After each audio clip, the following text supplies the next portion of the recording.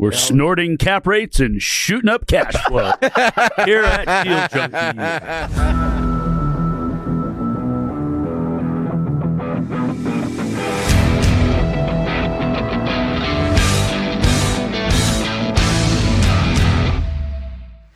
Welcome back to Deal Junkies. We're here with Dane McKinney, myself, Trevor Howard, and Ludomir Wanot. I don't know how to know that. We're in Japan right now. Ludomir is a special guest that is only here because he has the freedom that we have to go places like this because he is a real estate investor. So Ludomir does over $1 million a year in wholesales. He owns a lot of properties. He's got 69 units now, a perfect number. It's my favorite number. Wants to stay around there as long as he can. He could have way more, but he just wanted to stick to that one. And he's been investing for, 10 years now? Yeah, and then 8 years. Okay. Almost 10. And then how long have you been wholesaling for? Wholesaling since 2020. Okay. Yeah, so Gotcha. about over 5 years now. Okay. Which is great. And then we met you because, I just met you on this trip. Yeah. It was the first time I've ever met you. I've heard your name because your brother Jan, me and Jan met 4 years ago or so. Then we go on cool trips like this and then get to meet cool people and talk real estate all day. So we want to bring Lud on, dive into his story. And yeah, to give you guys background, so we're sitting, this backdrop is in, where are we? Niseko, Niseko. Japan. We just went to Tokyo for like 5 days, came over here. We just experienced my first earthquake ever. Oh, that was crazy. At like 11 p.m. at night, our phones started going off and the whole building's shaking. Yeah. Insane. Yeah, the building was swaying back and forth. Yes. Which we were kind of concerned, obviously, but also had no idea what to do because we. My suggestion was Trevor said we got to run outside. And that's Let's go. Thing. And I look up on chat real quick, and number one thing: do not go outside. Yeah, I said, I'm going to be honest, I think they have these over here a lot, so I'm going to guess the building. It turns out one a day. Not Yeah. that That's big, nuts. though. Not Yeah, that big. yeah, that was one. a big one. But apparently they have little baby ones every single day. This has been a crazy trip, too, because I missed my flight to come here and didn't think I was going to get to come. But luckily, my travel agent, Dane, booked me some more tickets last minute.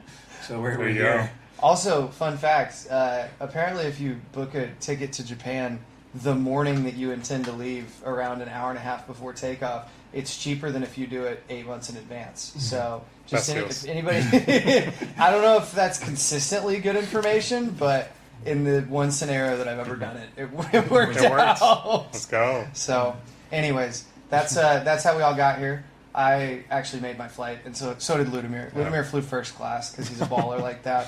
He's got a Delta Premium, what is it called? Yeah, Delta Diamond. Yeah, Diamond Club. You can get that. Yeah, anyone can get it though. Because it's just through your credit card or something? Yeah, if you spend over $250,000 a year, so. Yeah, that's a sweet deal. A little perk. I flew in the back where I couldn't even lean my seat back. Yeah, got here a little sore, but so anyways. Yeah, no, let's dive into how you got started and how you built this, because you were just like your brother. You guys immigrated here when you were how old? I was actually born here. Oh, you were? Yeah, so I was the only one out of my family born in the States. So I was born in Portland, Oregon, so not far from you guys. And then we immediately flew back to Poland for like 5 years. Okay. So I didn't know the English language until about like 5 or 6, and then we came here, and then shit took off. So what were you doing in Portland then? Portland, Oregon. Why was your family in Portland? I think my dad was doing a lot of business locally. Like he was kind of flying back and forth between the states, but I think he was just trying to get us trying to get me a passport, right? Yeah. And so my mom was pregnant. She's like, let's go to the States. Let's get citizenship for our kid. All the opportunities are in the States. Yeah. So that's what we did, and so we, the journey began. Do you spend much time in Poland now? We spend like every couple of years. Okay. My whole family's there. They're just kind of stuck there, right? Like either you're going to live there or like you're going to step out of your comfort and do something new. And that's what we did. I mean, my dad was, just like he made it happen. If it wasn't for him, we wouldn't be here. Yeah. So he's super business focused, and he built his company, and then we just learned from him, and we started young. 7 years old, I started my first company. I'd say. Well, what were you doing? I was selling candy, like Jawbreakers in school. Yeah. So I learned I learned from my dad and I learned from my brother. I was influenced by them, and then I just started selling like Winko candy, and I was making like $20 a week. So that was like the first hustle that I had, and I had like hundreds of dollars saved up from that. That's so funny. So So you're doing business from a young age, and then what was your first business where you actually like started making like real money? Real money? Yeah. I'd say I was 15. Like I didn't have my license, and my brothers didn't either. Like John didn't actually have his license, my older brother. Like until driver's license? Until he's like 18, 19, I believe. But like I was like, man, I really want to drive. Like I want to have that freedom, that luxury. So 15 and a half, right? I went in with my own money. Like my mom was dead broke. She didn't have any money. And so like I, saved this money through flipping actually cars, which is crazy because I didn't even have a license. Yeah, so like I bought my first car like without a driver license. How would you buy a car and move it back then? I used my mom's information, registration. Yeah, in Portland, I bought my first car for like $3,000, and then I end up flipping it in the next week for $4,500. I've never seen that kind of money before. Yeah. So that's so funny. Yeah. So you say your mom didn't have any money. Were your parents not together at the time? Yeah. Or? So my parents split when I was 7. Oh, okay. And so it was a struggle. Like my mom barely spoke any English. Like she was raising 3 boys. She was making $9 an hour. So like for the first 5-10 years, I mean we were poverty. So we were living like just below $30,000 a year, and it was a struggle even to just get our basic necessities met. And so like I hated that because I got made fun of at school, and like it just kind of like put a fire under my ass early on to be like, no, I want nicer shoes. I don't want to get made fun of for wearing Fadidas. Yeah, it was really painful. You were telling us you showed up to like your first day in like German clogs and. No, who was it? Oh, I have no idea. Yeah. I thought that was you or your brother who told me he showed up in like clogs. Really? And a German outfit. Oh. That might have been someone else. It might have been my brother. Yeah. Like, That's so funny. So you think that's what kind of propels how you think about money today, even? 100%. Yeah. Like you need to experience like some kind of like that depth of darkness like in my life, and just getting made fun of all the time and like bullied in school. Because like I hated that feeling. So like I was like, how can I just propel myself forward? And so like wearing fake Nikes or Adidas for many years, I'm like, I want more for myself. Like there's got to be more. And just you start asking questions and you start figuring out like answers to some of these deeper questions in life about how to make money. How to just do better in life. Start finding those people. So you started flipping cars when you were like 15, 16. When did you? Yeah. Well, okay. So what did you do after that? Did you go to college? I don't know if you went to university. Yeah, I went to University of Washington, and the only reason like I went to school is literally my mom every single day. She would come home, like she worked like I don't know 15 hours a day. It was insane from like 5 in the morning until like 8 at night. She was also doing piano teaching, but like just seeing her grinding, I was like, I don't want that life for myself. Mm-hmm. Wait, what was the question? Sure. Just like what you did after you flipped cars, got into college. Right. What you did after college. Yeah, so I flipped cars for like 3 years, made like $50,000, and I always wanted to send my mom to Europe, so I was able to do that. I was like, I made my first win. Like this is like my first goal. This is achievable. Yeah. And so like from that experience, like learning that you kind of just got to set like small goals in life, because if you could do that, and it's like the atomic habits, right? Like you just start kind of building on top of each other those habits.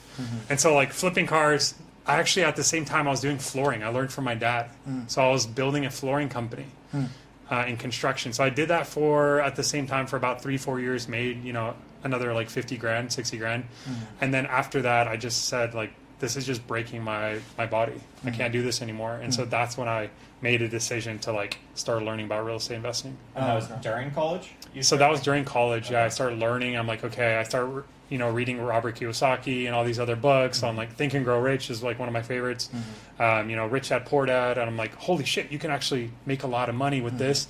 But I also, before that, I'm like, okay, what is the number one way to build wealth in America? Like, where's the wealthiest people going? And everything I learned online on Google was like real estate investing. So I'm like, pursue real estate investing. That's what I'm going to do. So how old were you when you first did something in real estate outside of flooring? Yeah, my first year I was 24, 25. And that was back in 2017. Okay. So me and my older brother, we found a property on Craigslist. Is your older brother Jan? Jan. Okay. I call him John, by the way. Yeah. But Jan. So him and I found our first property for like $138K on Craigslist. And even at that point, I thought that was a terrible deal. I'm like, dude, I don't think we should buy this. Like, this is in the hood. We showed up there. I remember showing up to the house. There's like, gangsters outside our house. They're dealing drugs across the street. I'm like, this is not a good neighborhood. Like, why are we doing this? Yeah. and super hesitant on my first deal. And that's what I realized, like, now I'm like looking back at it, that was one of the best investments we've made. That's so funny. So what'd you do? You bought it and flipped it? Or? No, we actually kept it. So like wow. we got an FHA loan on it, and for a lot of you guys like that are just starting out, I mean, there's a loan out there, 203K, right? Yeah. And so that allows you to buy the property and the construction combined, and 3.5% down. Yeah, and you guys had that from flipping cars. Yeah, for and doing $8,000, like we Yeah. got this beautiful property, which we then put 35 into it, and now it's worth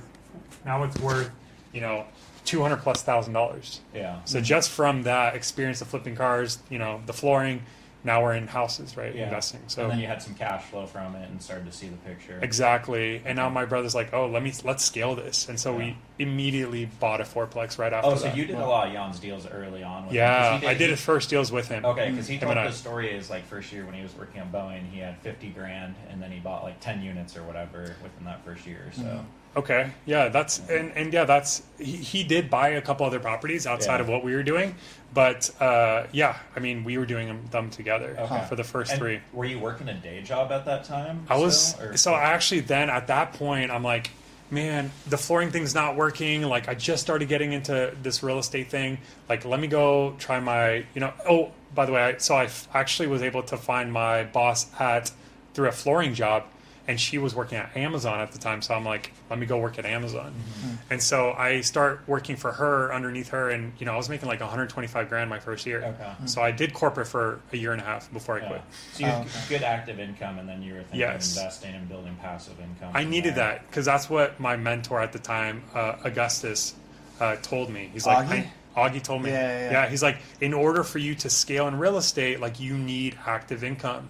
And so you stay at your corporate job for, 2+ years, you're going to be able to continue buying real estate. So that's what I did. Augie's a legend. Yeah, we met Augie. Did you meet Augie? He's killing at the Yeah. we went and spoke at Wari. Oh, that's right. nice. Yeah, and Augie was Yeah. one of the other speakers there. He's incredible He's guy. so smart. Yeah. Yeah. I love that guy. So anyways, so you bought 3 deals your first year getting into it, or So I a bought house, a fourplex? and- Yeah, house of fourplex, and then we bought a flip like maybe 6 months after, I believe. So that was total of like 5 units Wow. in the first year. Wow. That's Yeah, awesome. So it do was you a lot. hold any of those still? The fourplex I have, which was crazy, we only paid $350 for it. It's worth like $1 million now, Wow. and that was only about 7-8 years ago. Wow. And then we still have that single family, and that is also worth a ton of money because now we could build like 20 units on it. Oh, Yeah. wow. So they just increased the zoning in that area. So then I started learning about zoning as well. But yeah, so now it's extremely valuable. Okay. So when did you make the pivot and quit the Amazon job? When I was doing too much, and that's one of the things I recommend no one do. Like don't spread yourself thin. I was doing the Amazon. We started doing the flip, and then I was still running my flooring company. So about a year and a half in, I'm doing like, I'm waking up at 6, I'm leaving work at like 9, like it was burning me out. Yeah. And so I quit Amazon about a year and a half in. And then how were you making active income at that point? At that point, I'm like, I don't know. Like I'm not. I just quit. And like, That's so funny. and so I'm like, I have to do something. And so I'm like, I got to start learning this real estate thing. Is there anything else I can flip? Yeah. And so like going from cars, it was an easy transition to be like, wait, there's like this thing called wholesaling. Like maybe I can start flipping contracts. Yeah. Full time. Like how can I get into that? So that's when Did you see people doing that online, or how'd you even? How did I start? Yeah. I saw a few people doing it online, and I was just really fascinated by it, because I'm like, how can you not be in the deal but like sell the contract to someone else before it closes? Like it just like made me super curious about the process. I'm like, okay, so it doesn't sound very risky, and like I need to make money now. It sounds like I can do these pretty quickly, because like at that time I knew you can probably flip one of these within 45 days. Yeah. So I'm like, yeah, let me do one. So I just literally started calling like all the landowners in Tacoma, which just is like bare land. just bare land. I'm like, Okay. because I had this vision. Like I was like, I want to build for UW. I don't know why, but I was like, I want to build affordable housing for UW students. I was like, so then I know this is crazy, but like sometimes you got to fake it till you make it. Yeah. Honestly, especially if you're just starting out.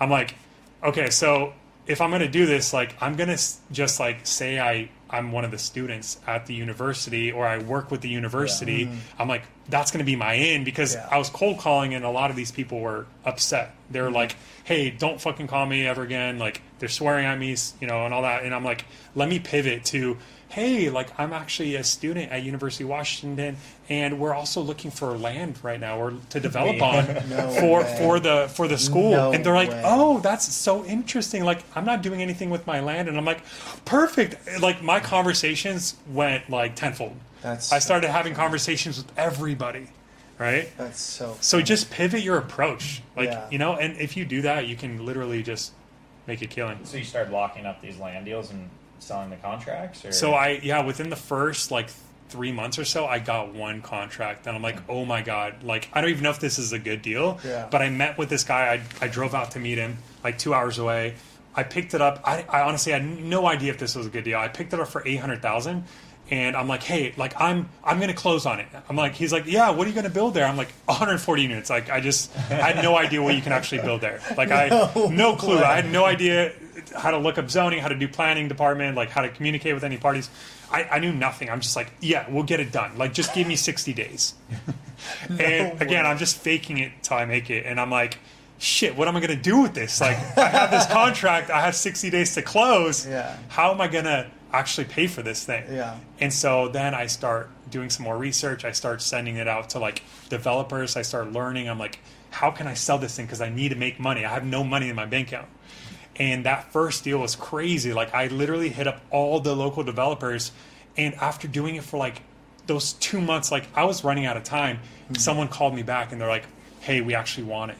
And I'm like, no fucking way. Like, what price? Like, tell me how much. And he's like, we'll buy for $1 million.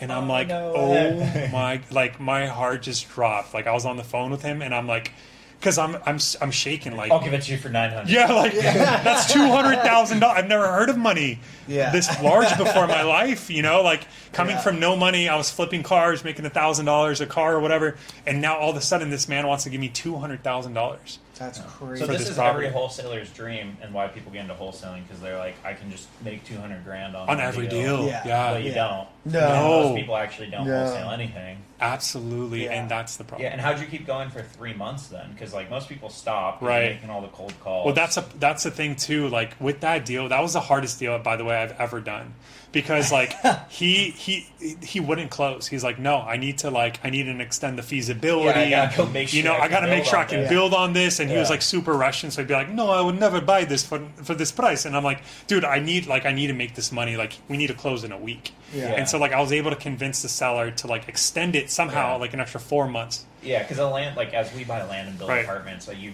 can't, like you don't know all the things, and you have to hear responses from the city, and it takes months to actually like, buy a bare piece of Absolutely. land that's not entitled to make sure you can get the permits. Yeah. It was this, yeah, exactly. And it took like, and it was the most stressful 4 months after that, because So it there took was 3 months you put it under, and then 4 months to close. Yeah, it was like a 7-month deal, and people Yeah. would just talk about, right? Oh, I made $200,000. You know, come join wholesale, come join my program. It's like, no. Like, this is by far the hardest thing I've ever done, because I had to help him through that feasibility. I had to like, you know, like he wanted to back out like 5 times. Yeah. I had to like convince this person I didn't know how this was an incredible deal. It's, by the way, it's not even developed now. Like, he's still sitting on it. ask. He's still sitting on the No lot. Like, it's been like way. 7 years. We should call him. We would build That's on it. crazy. Like, it's You should literally call him just back. sitting vacant, and I'm like, this guy like owes a lot of money on it. How many so units can you put on it?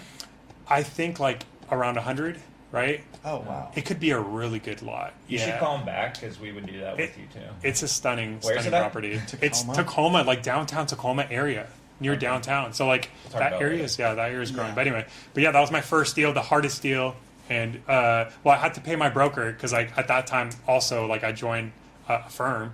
Okay. Yeah, I got my license, Gotcha. but I had to pay him like $35,000. So did you, in that 7-month period, were you doing other deals then to make money? Because 7 months, no money. I was just focused on that one. Like, I really wasn't focused on anything And you else. had I enough needed savings. this deal to close. That was How'd all you or live? nothing. That was all or nothing. That's so I had funny. barely any money in my Nicole, my girlfriend at the time, she was now my wife, but at the time, she was like supporting us. I mean, it was tough. Wow. It was a tough 6 months, for sure, 7 months. That's crazy. So that was 2019 or 2020? That was like 2020, I think, yeah. Okay. Or no, 2019. End of 2019, yeah. Okay. So you closed that deal, and then you're like, "This is the way I'm going to make money."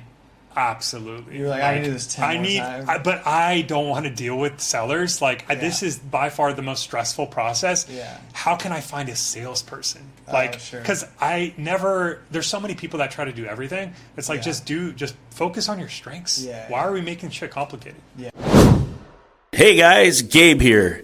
Have you seen the exciting new projects we have going on at Stack Asset Group? If you're interested in investing with us, click the link in the description below. So that's what I did. That's why I sourced the best salesperson I thought in Washington, which was my partner at the time. Really? Yeah. Was that the case, or did you? Yeah. So I was I knew right, like after that deal, I needed to find that person. And at this point, I'm like, who's in my immediate circle? Because everyone has friends with strengths, right? And one of those for me was I needed the sales experience. So he was working at Outreach at the time, was like one of their top salespeople in this like software company. Mm-hmm. It was like a growing startup at the time. It's worth like $1 billion. It's like $1 billion company now. Wow. But he like grew that company, and I was like, bro, you need to come with me. Like, I just made $200,000 in like this one deal in a month. Like, I had to lie to him. I'm like, we have to work together. Like, look how much money I made. I locked it up, and he's like, let's do it. Like, I'm gonna jump in. And so we started that partnership, that relationship. So how long did that go for? Like over 2 years. Okay. Like two and a half years, I think. And did you guys do well together? Oh my God. Incredible. Yeah, it was incredible awesome. Together. Yeah. So we actually the first we got all the boys coming back from their ski trip. Hey, we're filming a podcast, so leave us alone.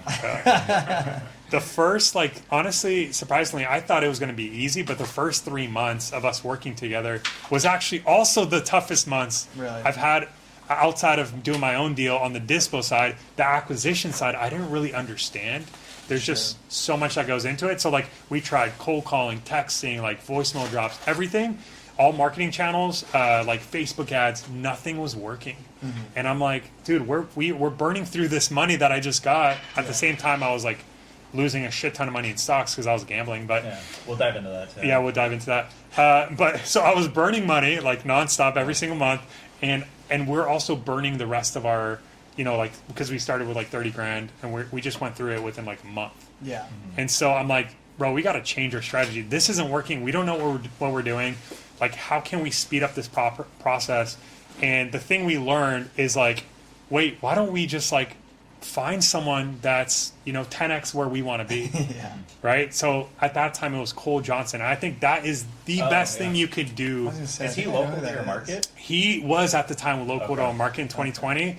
And we just asked like a buddy, Rob, it was like a friend of ours who's also like sold his company at the time for like $30 million. We went to like the richest person we knew at the time. We're like, yo, do you know anyone in this game that can help us grow this thing? Because we're about to burn through the rest of our money. And he's like, dude, you guys need to see Cole like today. So we went that same day.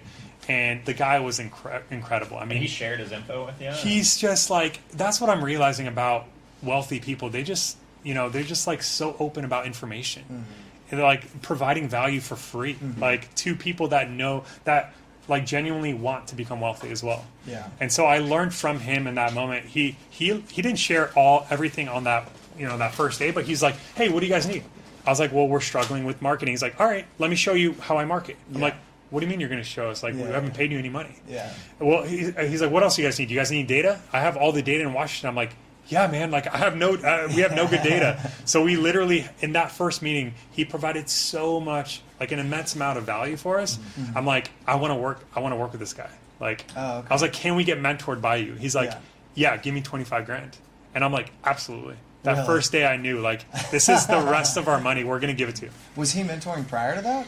I don't think so. You just made up a deal? Yeah, I was like, and I knew because I was like, how much, look, man, like, how much you making? Like, because there's so many people that say they want to mentor and coach, and there's so many wannabe coaches. Mm-hmm. He's like, this year I'm going to clear over 2 million, like, 2-3 million. I was like, and he's so like humble about it, and I'm like, yeah, man, we're ready to go. Like, here's our money. Yeah. So what'd you learn from him that you implemented right away then to actually get these deals? Because you were doing the marketing and stuff. Right, so, like, wrong. We were doing the marketing wrong. Well, number one, everything was wrong. So like he's like, well, so the thing, I was like, look, can you just tell us exactly what you're doing so we can just mimic that? He's like, yeah, absolutely. So what you want to do first is get this amount of data. You're going to use about 40 to 50,000 records a month. And I'm like, 40, 50,000 records a month? Like we're going to cycle that? He's like, yeah, you're going to do, you have to think in bulk. And I'm like, why though? Why can't we just... And he's like, no, you have to start learning this thing called leverage. And I think that to me is the most valuable thing I learned from that conversation is like leveraging people, technology, resources, finances. If you're not leveraging something, you're not going to become wealthy. Like there's no way.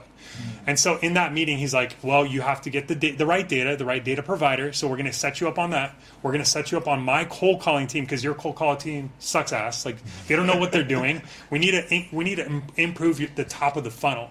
And so he's like, we're going to 10x the amount of volume you guys are doing. So he's like, the first month you're going to do 50,000. The next month you're probably going to do like 100,000. And I'm like, holy shit, How we're much going did that cost? A lot. It was like, I don't remember. I think it was like, for the first month, like 10K, like 10K we were spending. But I'm like, look, man, like we don't have that much money. Like I don't feel very good about this. But then I just remember like this guy is rich. Like he's making millions of dollars. I'm going to trust him. Yeah. He knows what he's doing and he's showing us the systems.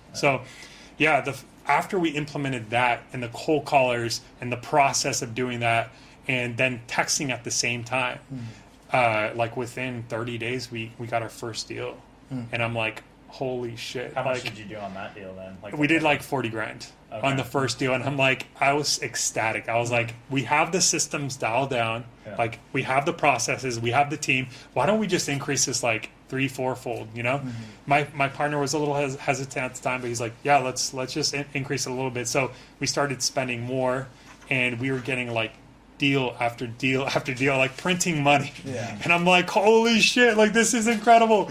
I mean, I think the first year we did, looking back, I think first year we did over $1 million.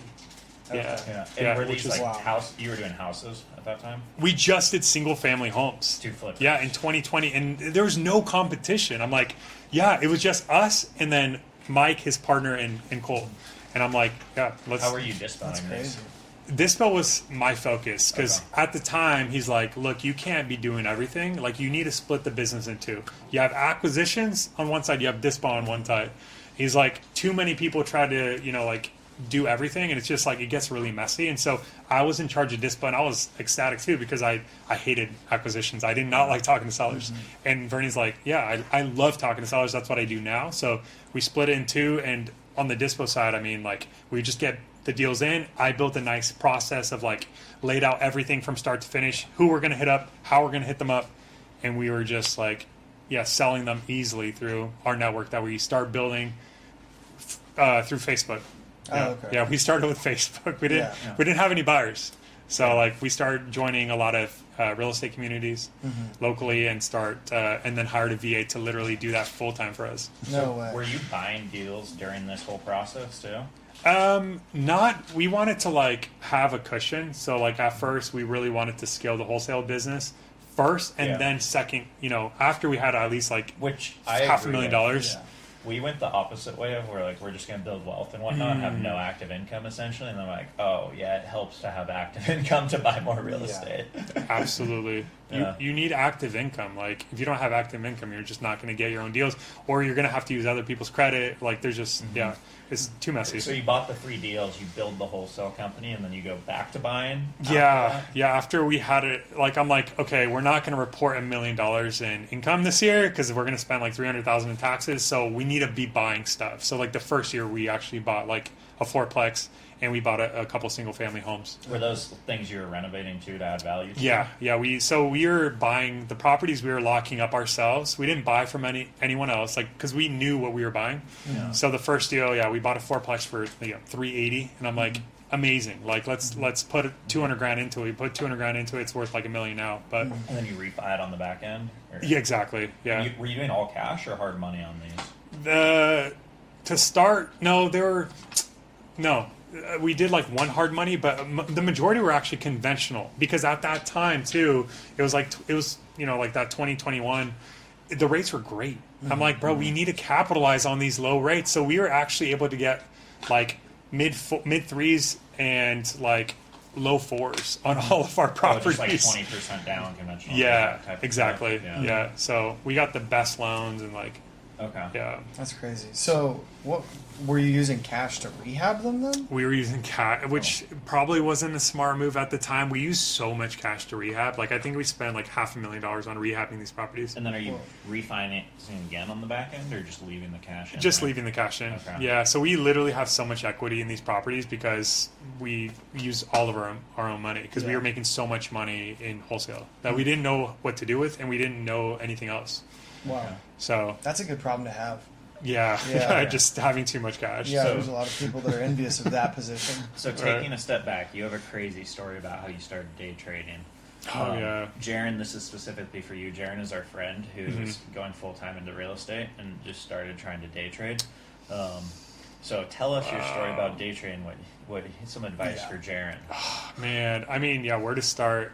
I love that idea because it's just like easy money. Easy money. Like, it's a perfect way to become a rich and multimillionaire. And I'm just, I remember my first deal getting into it. I'm like, okay, like I started learning about these penny stocks. I started reading penny stock books. I'm like, I could beat the market. Like everyone else is doing it. These gurus are saying they're making like 500% in the first like 2 months. I'm like, yep, easy. So you're like, I'm killing it in wholesale. Let me try to day trade. Absolutely. Like you're like, why won't you want to increase your income? Right. So I'm like, if I could do tenfold, I can, retire in 3 years. And so like, I remember getting into it and putting my first $10,000 in. I'm like, I made like 10 grand in like 2 days because I hit this crazy penny stock. I got the biggest high. Like my dopamine was gambling just like, is fun. It's so much fun. Yeah, oh my God. But at the time, it's not like any day trader will say it's not gambling. No. It's investing. If you make money, it's not gambling. It's investing. Yeah. Right. Yeah. But I'm telling you, most day traders are going to tell you it's investing, whether they're losing money or making money. They're only ever going to tell you they're making money, but they're never going to tell you they're losing money. They make 10 trades and they post the 2 winners. Absolutely. My thing is, like, I've never met like a wealthy long-term day trader. No. Absolutely not. You won't find them. Yeah. No. Because you might win. Like when I started winning, I'm like, oh my gosh, this is easy. I started calculating how much money I'm going to be earning, and it was like, $200,000-$300,000 $1 billion a year if I keep doing this. Right, if I keep doing this at scale. And it's like you can't scale it. You can't. 1, you can't scale it. 2, you can't consistently. No. win. It's one bad trade, and that's exactly what happened. 10 good trades, 1 bad trade, bam, all money gone. Yeah, like evaporated. $800,000 doing this. Oh, man, that's an hard. Insane number. I don't think people realize that like how big of a number that is. Like, holy fuck. I mean, it's like this was all your money. It's all my money. Like, it's over, and thank God I like spread it out over like 7 years, because if I lost $800,000 in 1 year, like, I mean, did you make money? You'd be pretty sad. Yeah, Yeah. I probably wouldn't. I'd probably be in a hole somewhere. Something's happen when you're that sad. So did you make money for 6 years and then lose it all, or did you just lose when I was making money, you're saying outside of day trading? No, in day trading. So like, how did you get to that $800,000 loss? No, so like over time, because you're constantly like. Well, because every trade, the next trade is always the one that's going to win. Exactly. Yeah. Like, you're just on this journey where I'm going to get my money back. Like, I'm an expert at this thing. Like, I'm a professional day trader. That's when you go into it like that, like everyone does, 99% of day traders do, then you actually start to believe that. So even if you're losing money, hey, I'm going to get it back. Like, I'm going to get it all back. And so you not only stop like at zero, you start putting more money in. Yeah. Right. And that's exactly what I was doing. I started with 10K, but then I lost it after making 20. Yeah. And then I'm like, no, I'm going to get it back. Let's put in 50, because then I can leverage more. Right. So let's start putting in more. And then I would put in 100,000 at a time. Yeah. And then, I'm like, and then 150,000. And I'm like, and my accountant's like, hey, like, man, you should probably stop. Like, don't do this. And I'm like, dude, what? Like, I'm going to get all my money back. I'm good at this. But he didn't tell me how much I was losing. He just said, you need to stop. Yeah. And then after 7 years, I asked him, I was like, can you just tell me, like, how much money I lost? And he's like, bro, you lost $800,000. And you were making enough from the wholesale to cover this up. So yes, everything was covered up. Like no one knew about it. My family didn't know about you it. were like occasionally winning too. Yes, and that's what keeps you. You're like, yes, you like weren't tracking the net. No, you just never tracked money the net at all times. You're always a winner. Well, whatever I'm doing is working between all of my things. Exactly. And so you're like, it's crazy. no different than going to the casino, right? Yeah. And so like. It's just like, I'm going there because I'm going to win today. Like, because I'm a winner. But you don't count up the $800,000 you lost before you got to the casino. That's crazy. No one counts that up. Yeah, because no one's doing the finances. How many hours do you think you have into day trading? Like real... real hours? Yeah. A lot. Like studied? Studied, like all the charts, like candle charts and all that. Thousands, I don't know, thousands of hours into, And Ludomir's a very smart person, by the way. Just so we're all on the same page here. Like, this is somebody who's done extremely well in the businesses that he's been in, and a very smart person. Thank you. Spent thousands of hours on a thing that at the end of the day is still like, it's not... Okay, so here's... Please don't do it. My understanding of it, not my understanding of it, from the limited amount that I know about it, is that there are individuals who can be successful in the short term and in small numbers. Absolutely. But the vast majority, and the people who make real money aren't actually people making real money. No. It's algorithms that are like, it's quant funds that are trading with algorithms. Yep. Like, and you're not smarter than an algorithm. No way. You're never smarter than the computer. Just like, and they're just getting better because now you have AI that's integrated into these algorithms. You have no shot. No, I don't see it. But anyways, what would you tell our friend Jaron about day trading? Just give me your money. Like, I will do it for you, or I could day trade for you better than you can day trade for yourself. Yeah. Because you'll see it. You've seen it in my past results. I'll tell you how much money I made, because I'm just going to count my wins. But if I actually count all my losses, I lost 800,000.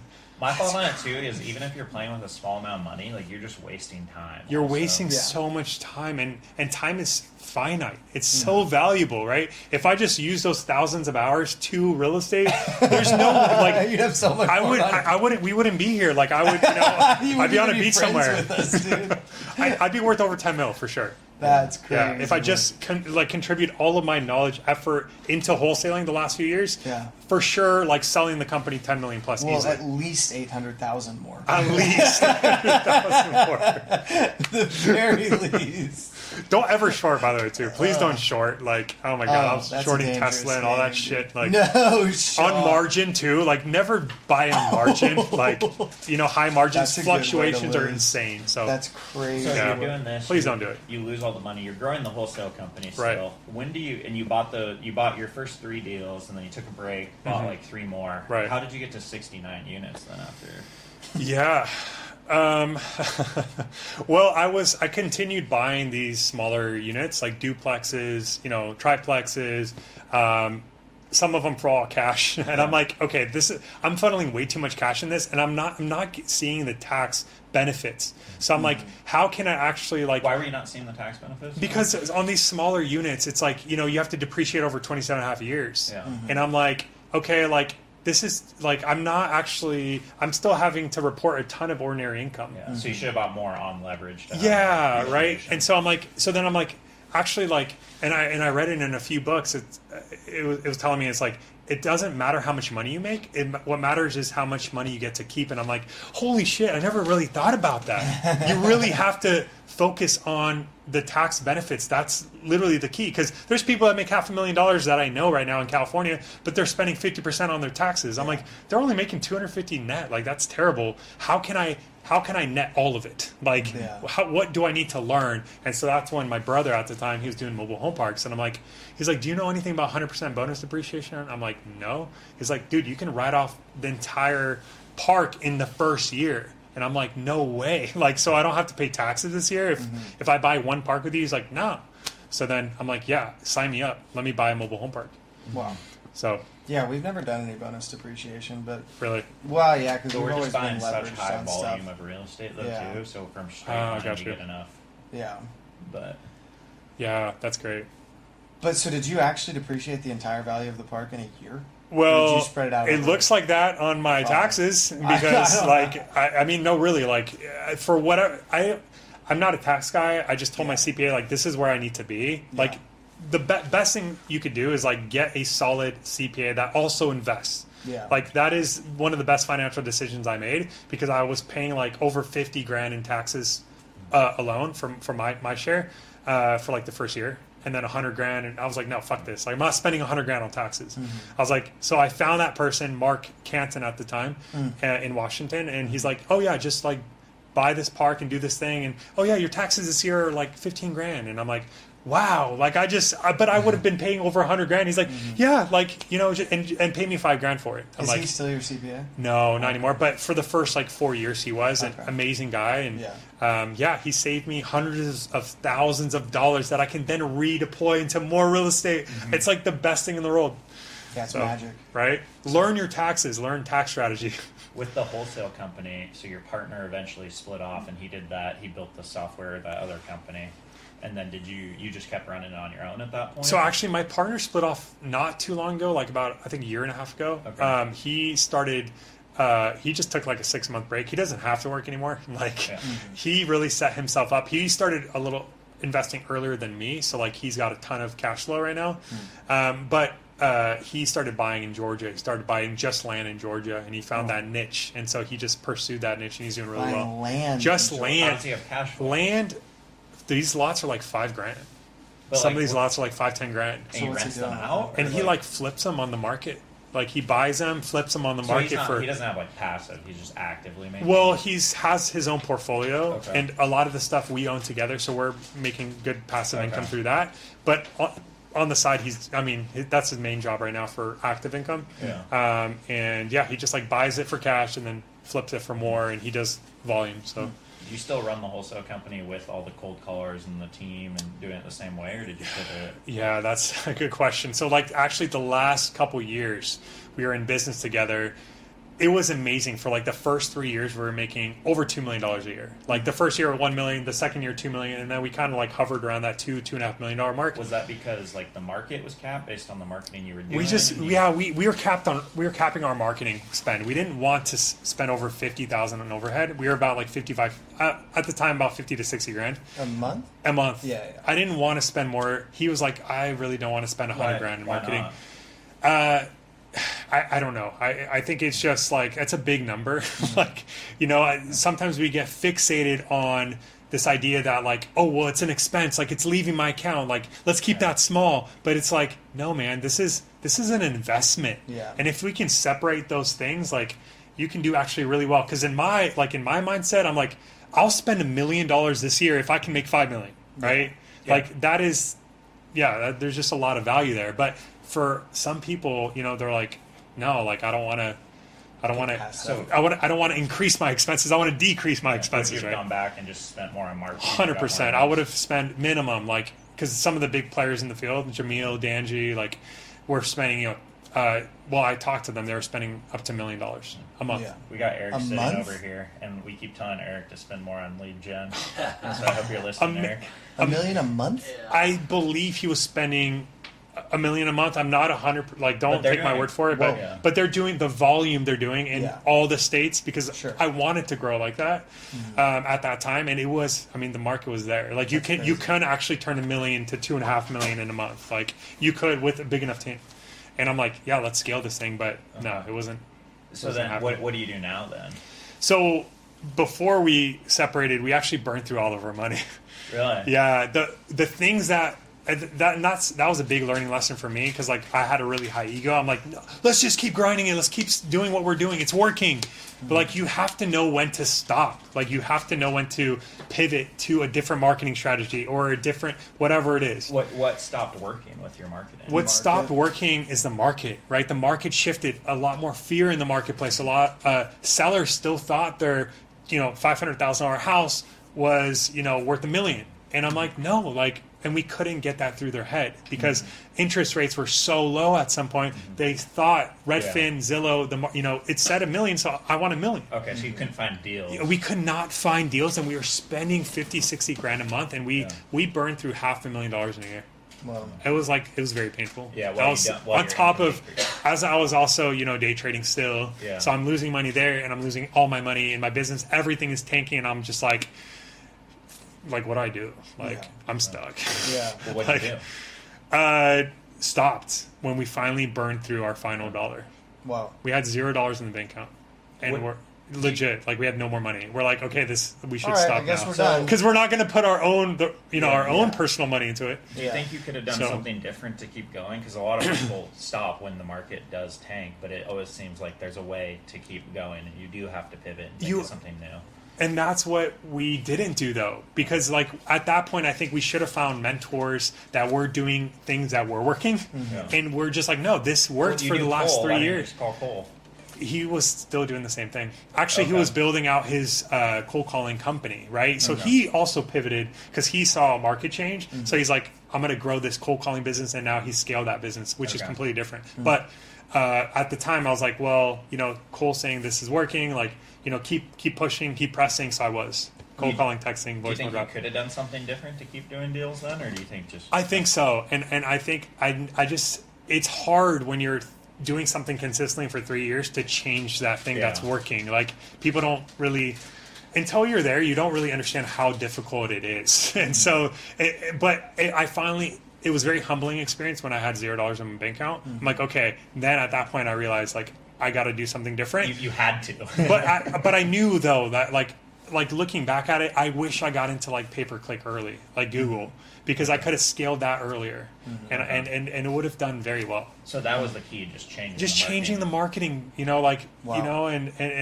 marketing strategy. Because at the time, we start flooding the market with more wholesalers, and more wholesalers are calling the same list, and people are it's driving people crazy. So, and we were doing 10 million touch points a year in Washington State only. Right? So not Oregon, not any other market, Washington State. I'm hitting 10 million people a year. So do you think it would have been better to go to new market and keep doing the Maybe. same thing, or change just marketing? Potentially. How many people live in Washington? A lot. Well, there's 4 million in Oregon. I assume there's 8 in Washington. Yeah, but the thing is, you're touching people. But we're touching them so many times. Yeah, you got it once a month. That's right. Yeah. So we're hitting them multiple times a month, and it's driving them crazy. We're calling kids. We're calling. No, legit. Can we get your dad on the phone? No way. We went to that extreme. High schoolers were. A lot of high schoolers were picking up the phone. So you go to zero, you pivot to pay-per-click, and then that started working for you again, and you built it back up? Yeah, just recently we started the pay-per-click, maybe a year ago, and started building it back up. But again, it's been a tough, bumpy journey. It hasn't been what it was. We're still making over $1 million a year, in terms of revenue. This year we're doing over $1 million, but it's been such a bumpy ride. And primarily through pay-per-click. We just quit doing cold calling. So what's your team look no like outbound. now, then? We went from legit 15 to 20 people to me and my wife. I tell my wife this, and we have one VA. That's my team. It's so much better to be lean. Yeah. And still make a lot of money. Yeah. It's just us three, and we have partnerships. We do a lot of JV business, so. Gotcha. It's sometimes better to be smaller because then you don't have much overhead, and overhead will burn you down. When the market's great, you're going to do very well with the big team, but when it's not, it could take you to zero. Yeah. So are you trying to grow from here and keep scaling, or just keep it where you're at, or what are you trying to do? Honestly, it's been great. I think one of the things that people don't talk about enough is maintenance, just maintaining, maintain what you have that's working. What I've also realized is as you scale the there's only so many leads in Washington State, by the way, with pay-per-click. You can't spend more money and generate more business. And I actually kind of like that because it's it just helps me realize that, okay, I'm not going to burn money. Yeah. I can spend $10,000 a month and still make, a 400% return on my money. Sure. And I'm okay with that, while I'm still building out the JV business, which is bringing in us, over $500,000 a year. And is this leading to, because now you're trying to build this app, right? Yeah, that's leading you to pivot to exactly. So explain what this app is for people. Okay, so we're building this app called Simplify. We might change that name too soon, but basically, what I've learned through the wholesaling journey is I mean, we have taken advantage of people in certain cases, and that karma just like is eating me inside. Explain that how you were explaining it to me the other day, like the spread and yeah. So like, I mean, some of these deals, for example, like, we're making $50,000, $100,000 a deal. On average, for many years we were averaging over $50,000 per contract, and we were doing 40 plus contracts a year. And so I'm like, well, how can we increase that, right? And I'm just like thinking about on the dispo side, because like they're doing what they can on acquisitions, right? Like talking the sellers down, all this stuff. But I'm like, is there any way that I can increase our spread? And so I'm like, 3 days before closing, and I don't recommend anyone to do this. Like this is not ethical. But like I was like 3 days before closing, let me try to talk the seller down another $5,000. And so like super unethical at the time, but I didn't know better because greed was like consuming my life. I was like, I need to make this money. Yeah, because your thought process was you're taking value by creating this spread that someone else could have, like a home seller could have. Exactly. Right.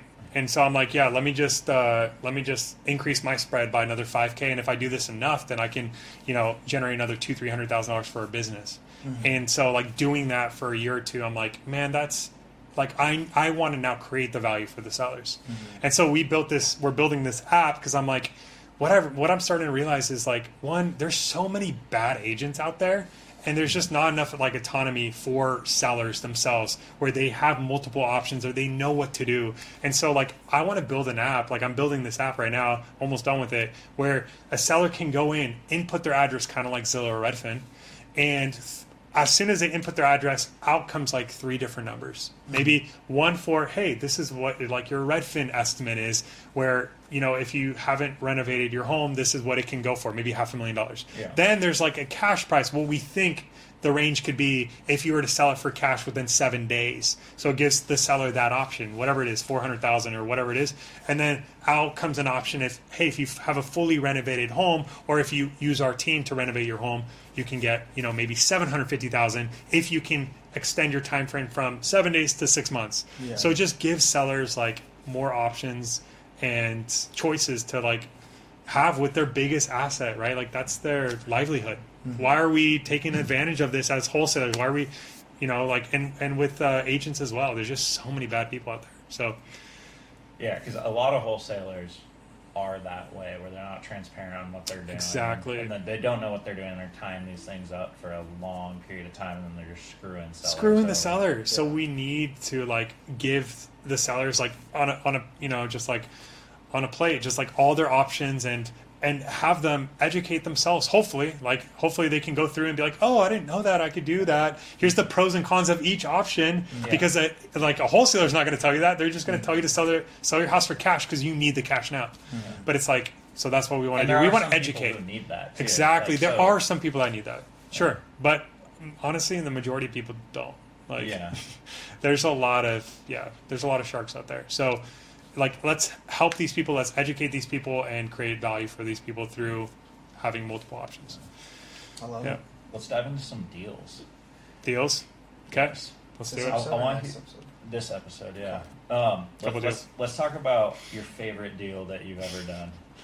Oh, man. I think the favorite deal that I've ever done is, I think anyone's favorite deal should be the one you make the most money on. Fair enough. Yeah. So it was a deal in Wenatchee we did, and it was crazy. It's bizarre because we just hired on our friend at the time, and like he just got into sales not too long ago, and like within the first month he locked up this mansion in like the middle of nowhere, and I'm like, we don't want a mansion. Like this house was literally like 11,500 square feet on 10 acres.